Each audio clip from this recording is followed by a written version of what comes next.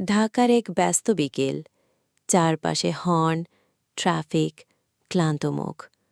কিন্তু ঠিক একটা জায়গায়, পুরনো বইয়ের দোকানের পাশে একটা ছোট্ট চায়ের দোকান। নাম স্মৃতির চা। এই দোকানের মালিক নিলয় কাকা। বয়স ৬৫। হালকা দাড়ি, কোমল হাসি আর কাপা কাপা হাতে চা বানান। প্রতিদিন বিকেল ৫টায় একটা মেয়ে আসে। নাম তার তৃণা। চুপচাপ বসে থাকে বাঁদিকের কাঠের বেঞ্চে। নিলয় কাকা কিছু না বলে তার সামনে ১ কাপ লাল চা রেখে যান। তৃণা বেশি কথা বলে না, শুধু চায়ের ধোয়ার দিকে তাকায় আর রোদের শেষ আলোয় ভিজে যাওয়া শহর দেখে।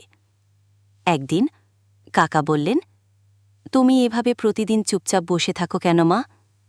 তৃণা হালকা হেসে বলল, এই বেঞ্চি আমার বাবা বসতেন।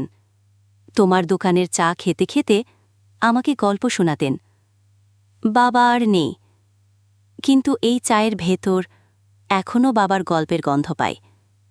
নিলয় কাকা চুপ করে গেলেন, চোখে জল। কারণ তিনিও তো একজন বাবা, যার মেয়ে আজ হয়তো কোথাও, খুব দূরে।